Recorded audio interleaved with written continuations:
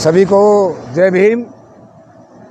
मैं भीम आर्मी आज़ाद समाज पार्टी की तरफ से आया हूं और हमारा पहले दिन से रितु बहन को समर्थन है हर एंगल से। और ये एक बड़ी खुशी की बात है कि कल हम नई दिल्ली गए थे, पार्लियामेंट थाने में हमें कॉल किया था, वो मैटर अलग है। तो पूरा नई दिल्ली से लेकर के और यहाँ नॉर्थ दिल्ली सारा घूम के आए जैसा भी है। ये आप जीत की तरफ बढ़ रहे हैं। एक डॉक्टर रितु के धरने के अलावा कोई रेहड़ी पटड़ी खोमचा कुछ नहीं है, सिर्फ एक आप लोग ही बैठे हैं। जीत की निशानी आपकी एकता की निशानी है। दूसरा मैं ये कहना चाहता हूँ कि आप लोगों को शायद ध्यान हो, संविधान सभा की पहली बैठक 9 दिसंबर 1946 को हुई थी। ध्यान से सुनना। और बाबा साहब ने दिन रात मेहनत करके 2 साल 11 महीने 18 दिन में ये सुंदर संविधान तैयार करके 26/11/1949 को तत्कालीन राष्ट्रपति जी को सौंप दिया था। और ये तय हुआ कि सरकार किसी की भी हो, चाहे ईमानदारी से इस संविधान के मुताबिक इस देश को चलाएंगे। अब सबसे ज़्यादा कार्यकाल तो कांग्रेस का रहा है। उन्होंने कुछ लूज पॉइंट छोड़े तो आज ये आरएसएस हावी हो गया। जैसे ही संविधान दे करके बाबा साहब घर गए तो उनके सेवक थे नानक चंद रत्तू, उन्होंने पूछा कि बाबा साहब शाम को उदास हो गए, कि आप उदास क्यों हैं? तो बाबा साहब ने जवाब दिया कि जिन लोगों के हाथों में मैं संविधान दे के आया हूँ, मुझे भरोसा नहीं है कि वो उस पर इस देश को चलाएंगे। और वो बात 25 नवंबर 1949 की बात आज पूर्ण तरह सत्य साबित हो रही है। क्या देश संविधान से चल रहा है? कांग्रेस की गलतियां ये रही हैं कि उन्होंने भी संविधान को पीछे रखा, छुपा रखा, बाबा साहब की विचारधारा पे काम नहीं किया, जिसका खामियाजा कांग्रेस ने भुगतना पड़ा।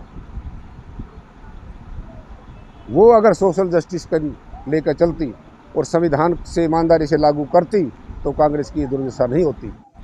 मैंने 2019 में बोला था, दोनों बहन भाई संविधान ले लो हाथ में और पूरे भारत में घूम जाओ। अगर तुमने तो सत्ताधारी पार्टी संविधान में बहुत बड़ी फेरबदल कर रही है और हटाने की तैयारी में है।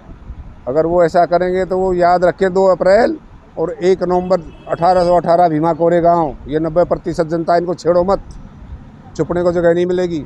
और मेरे क्वेश्चन उससे भटकाओ मत। कब टाइम आएगा सर जब छिपने को जगह मिलेगी नहीं संविधान विरोधी ताकतों की?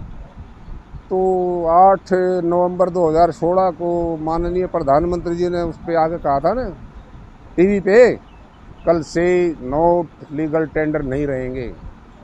56 इंच का सीना है।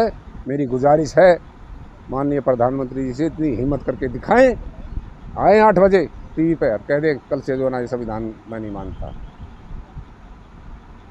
दिखाएं हिम्मत। डर है उन्हें, संविधान का डर है, पब्लिक का भी डर है। 24 में इसका रिजल्ट उनको भुगतना पड़ेगा जो संविधान बदलने की बात कर रहे हैं। जो लोग संविधान की शपथ लेकर के सत्ता में आए और आज संविधान बदलने की बात करें वो देशद्रोही हैं। 124A आईपीसी का केस बनता है उनके खिलाफ 15 अगस्त को। विवेक ओबराय क्या बोलते हैं? संविधान काफ़ी पुराना हो गया, इसको बदल देना चाहिए। अरे उससे पुराने तो तुम्हारे ग्रंथ हैं, तुम्हारे वेद शास्त्र पुराण गीता रामायण, जो शूद्रों को कुछ भी नहीं देते, सारे इनके खिलाफ लिखे हैं, उनको कब बदलोगे? बीच बीच में खुदा छोड़ देते। मोहन भागवत का भी बयान आया कल अखबार में है, आरक्षण को हम कुछ नहीं कहेंगे, चलेगा जब तक। पीछे कहा था कि हमारे पूर्वजों से गलती हुई है, ये नकली बयान दे दी उनकी। क्या है मोहन भागवत? क्यों दे रखी है जेड पुलिस सिक्योरिटी? कितना असला है उनके पास? बगैर लाइसेंस के असला रखना कानूनी अपराध है। 25/59 आर्म्स एक्ट। कहाँ गई देश की पुलिस? कहाँ गई देश की एजेंसियाँ? आई भी कितनी एजेंसियाँ हैं, ढूंढे ना वहाँ। नागपुर हेडक्वार्टर में कितना असला बारूद गोला बारूद क्यों भर रखा है? ये जलाएंगे देश को। ये भारतीय जनता पार्टी नहीं है, ये भारत जलाओ पार्टी है। गोधरा से देख लीजिए, गोधरा, मणिपुर, मेवात और 2020 के दंगे दिल्ली के। और उनके कौन मुलजिम थे? 4, अनुराग ठाकुर, प्रवेश वर्मा, रागिनी तिवारी, कपिल मिश्रा।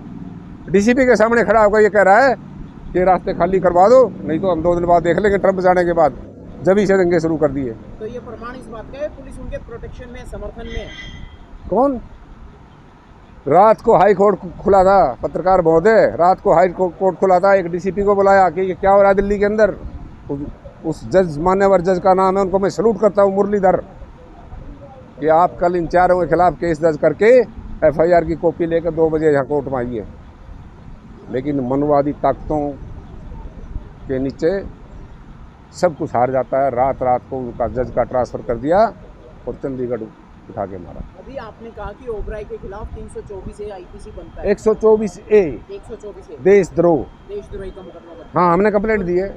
लागू मतलब कंप्लेंट अब दी है, हमने कंप्लेंट दी है, पार्लियामेंट थाने में दी है। कि उस पर एक्शन हुआ। एक्शन मेरे हाथ में तो नहीं है ना, एक्शन तो उन्हीं के हाथ में है ना, वही तो बात सरकार तो उन्हीं के हाथ में है ना। हाँ, हम तो एक लाइन भी बोल दें तो जेल। जी। हमारे लोग, हमारी राष्ट्रपति मुर्मू, एक झूठी एप्लीकेशन पे डॉक्टर रीतू सिंह यहाँ प्रोटेस्ट पे बैठी हुई है, नौकरी चली गई है। यही तो मनवाद है, यही तो मनवाद है। सत्ता का मिसयूज यही तो है। अगर इनका फॉल्ट होता तो ये जेल में होती। ये बगैर कसूर करे रोड पर हैं, और जो कसूर है उसको सम्मानित किया जा रहा है। और फिर कहते हैं हर भाषण में, नाम लूँगा तो जो ना भावना हाथ हो जाएंगी, मेरी सरकार दलितों के लिए, पिछड़ों के लिए, शोषितों के लिए, आखिरी पायदान के आदमी तक मेरी जिम्मेदारी है। ये तो 12 किलोमीटर दूर बैठी है, आज 12वां दिन हो गया, यहाँ नज़र नहीं पड़ी। मैं देश नहीं बिकने दूंगा, मैं देश नहीं झुकने दूंगा। नाम नहीं लेते हम किसी का। चाइना कितना अंदर घुस गया, मेरे दलित भाइयों को मत मारो, मुझे गोली मार दो। क्या ड्रामा कर रखा है ये। जिस तरह से सर एक सीएम के बेटे ने कहा कि हिंदू समाज को ख़त्म कर देना चाहिए, और उसके उस पे जो है आधार पे अयोध्या के महंत ने कहा जो उसका सर काट के लाएगा उसको जो है 10 करोड़ रुपए देंगे हम, तो उनके ऊपर केस नहीं बनता क्या? नहीं, अच्छा क्वेश्चन आपका। सबसे पहले तो मेरी ईडी के डायरेक्टर से गुजारिश है, जिनका 4 बार कार्यकाल बढ़ा लिया, क्योंकि वो इतने काबिल हैं। मिश्रा जी नाम उनका, अनिल मिश्रा हैं या क्या मिश्रा हैं, उन्हें जाना चाहिए। ईडी भेजें कि 10 करोड़ रुपए उनके पास आए कहाँ से? भीख मांगने वाले लोग हैं, कहाँ से आए 10 करोड़? पहले तो ये काम करें, फिर उनके खिलाफ FIR लॉन्च करें देशद्रोह की, उसको जेल में डालें। पहले तो एक बार पहले ही 20 में नाटक किए हैं कि मैं 15 अगस्त को या 26 जनवरी को अगर हिंदू राष्ट्र घोषित नहीं किया तो मैं जल समाधि ले लूँगा। ये नाटक तो 4-5 बार कर चुके हो नाटक, तो कहीं नहीं जल समाधि ली। ये लोग सारे के सारे ये उग्रवादी हैं। हिंदू राष्ट्र में ऐसी क्या खासियत है कि लोग उसके ऊपर मर मिटने को तैयार हैं? ये बाबा साहब ने कहा था, अगर केस करना है तो बाबा साहब पे करना। रिडल्स ऑफ हिंदुत्व, हिंदू धर्म की पहेलियों में लिखा है कि राम और कृष्ण काल्पनिक कहानियाँ हैं। केस करना तो करें, उस किताब पे करें, वो ला दूंगा मैं किताब कल। और बाबा साहब ने 1935 में कहा था कि मैं इस धर्म में पैदा हुआ हूँ, ये मेरे हाथ में नहीं था, लेकिन मैं इस धर्म में मरूंगा नहीं, ये मेरे हाथ में है। 1935 से लेकर के और सारे अध्ययन किए उन्होंने हैं, वेद पुराण शास्त्र मनु ये समर्थियाँ सारी। और उसके बाद 14 अक्टूबर 1956 को कोई 8 लाख लोग बताता है, कोई 6 लाख लोग बताता है, उनके साथ वो धर्म उन्होंने ग्रहण किया। देश में इस वक्त हिंदुज्म चरम पर है या बुद्धिज्म चरम पर है?